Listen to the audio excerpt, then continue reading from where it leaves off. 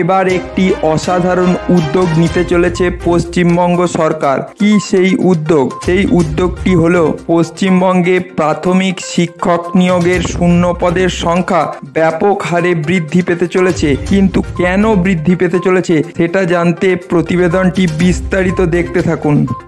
রাজ্যে প্রাথমিক স্কুলগুলিতে পঞ্চম শ্রেণী যোগ করার উদ্যোগ শিক্ষা দপ্তরের। উঠেছে বেশ কয়েকটি প্রশ্ন। জাতীয় শিক্ষানীতিতে প্রাথমিক স্তরে পঞ্চম শ্রেণীকে যুক্ত করার কথা বলা হয়েছে।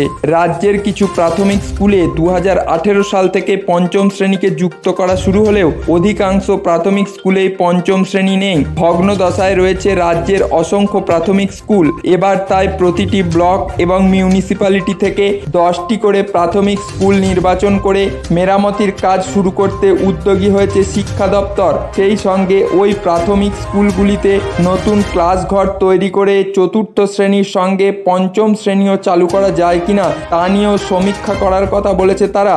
এর ফলে শিক্ষক নিয়োগের শূন্য পদের সংখ্যা বাড়তে পারে বলেও সূত্র মারফত জানা গিয়েছে। পঞ্চম শ্রেণীর সংযুক্তিকরণের লক্ষ্যে শিক্ষা দপ্তরের এমন উদ্যোগকে স্বাগত জানিয়েছেন শিক্ষকদের একাংশ। তবে তাদের একটি অংশ এও অভিযোগ করছেন, প্রাথমিক স্কুলগুলিতে পঞ্চম শ্রেণী যোগ করতে হলে শুধু স্কুল ভবন মেরামত করলেই চলবে না, তার চেয়েও বেশি জরুরি শিক্ষক নিয়োগ। সূত্র মারফত এমনটাও জানা যাচ্ছে যে পঞ্চম শ্রেণী সংযুক্তিকরণ হলে শিক্ষক নিয়োগও করা হবে বেশি করে।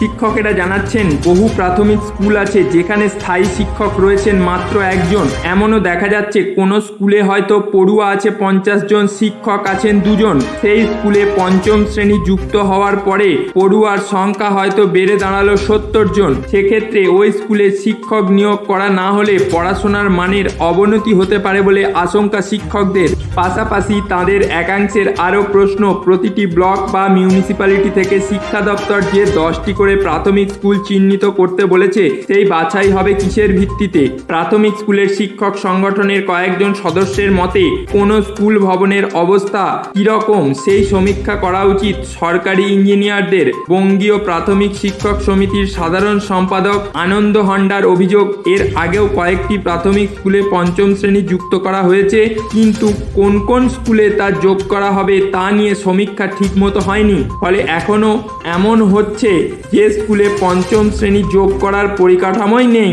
সেখানে পঞ্চম শ্রেণী যুক্ত হওয়ার সেই পরিকাঠামো আরও খারাপ হয়েছে বলে মত প্রকাশ করেন আনন্দবাবু।